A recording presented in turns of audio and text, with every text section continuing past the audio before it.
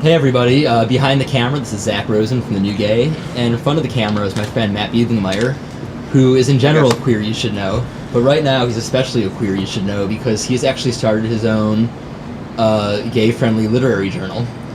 And, print press is not doing well in general right now, so it's a pretty ballsy and pretty cool thing. Thank you. Matt, how did The New Professional, which is your journal, come about? Well, first of all, it's not... Thank you for saying that it's a gay-friendly magazine, because I think that's a good way to put it. It's not a gay magazine. And I'm gay myself, I'm very open about it. I've written about it in the first issue. We've interviewed and written about several gay people, John Waters, David Levitt, the writer, Edmund White, another writer, gay writer. But, even still, I think to make a print publication work in this economic climate right now, you need to be as all-encompassing as you can be, both in terms of the articles that you write about, but also your audience that you're targeting. So the magazine started after I was laid off. I moved to DC after college and took a job with a political nonprofit, progressive nonprofit, and continued there through the election, and got laid off along with a bunch of my colleagues right around January of 2009.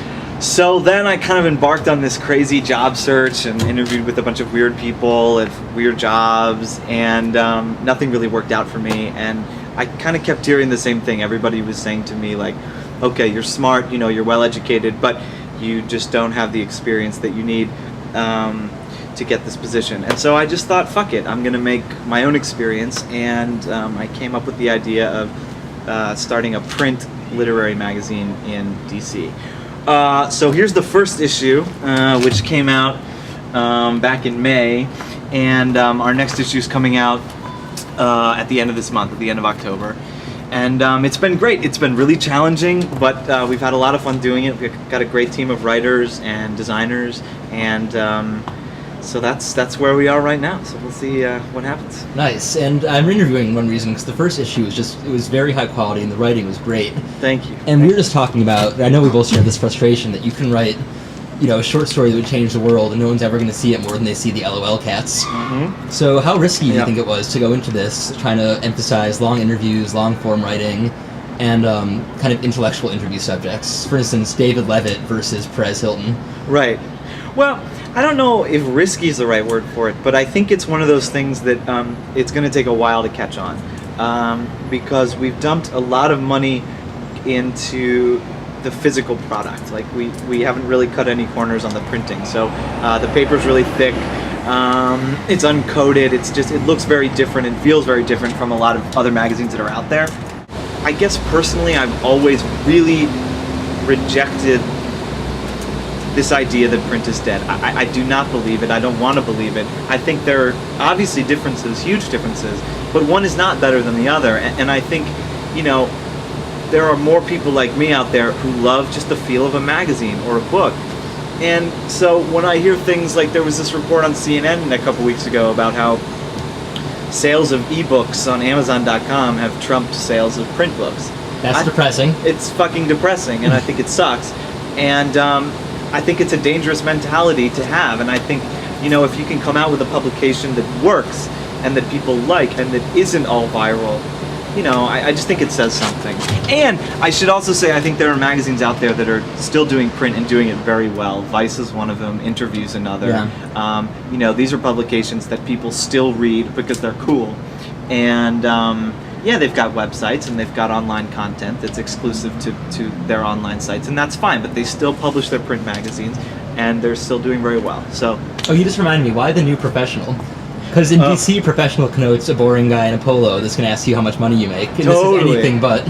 I know. A lot of people don't like the name. I've heard a lot of criticisms about it. Initially, we kind of started it as kind of like a vehicle for people in my position, like young people who wanted to write and wanted to publish and wanted to be doing something different, but who couldn't find the outlets to do it. So initially I thought that the magazine should be called The Young Professional, but there were some sort of copyright issues with that, and so we just kind of changed the name to The New Professional. But you're right, it does sound like a business magazine, unfortunately. Until you see the cover or open it. Until you see the cover or open it. So if you ever hear anything about the New Professional, it's not a business magazine. it's a cool literary magazine. Cool. And I know this isn't a gay magazine specifically, but one of the things I liked about it is the gay stuff you cover isn't Adam Lambert, it's David Levitt, it's Edmund White, as you said. Yeah, thank you. Oh, you're welcome. Where's the question here? Just why? Yeah, why? Why not do the easy thing and maybe get more people to read your magazine, which obviously is a pointed question. Yeah.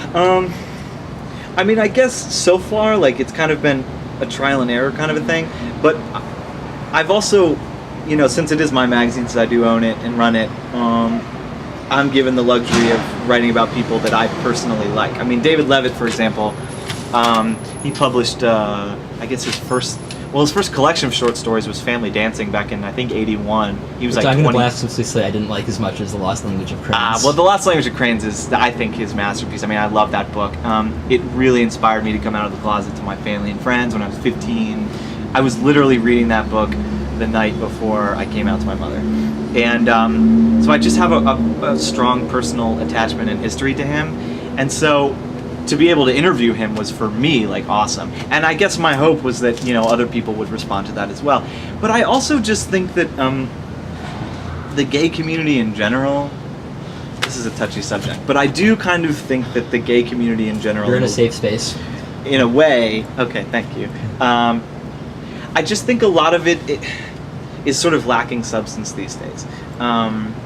The club scene, the bar scene, it seems to me, maybe it's just being in DC, that a lot of it is about what kind of car you drive and what kind of shoes you have. And I just think that there's a real history in the gay community, and I think that those are the things that, to me, are interesting about being gay and living a gay lifestyle, so to speak. And so I kind of want to touch on those things. Now, I mean, Adam Lambert, you referenced him. Okay, cool, you know, openly gay guy on American Idol. Yeah, there's some merit there.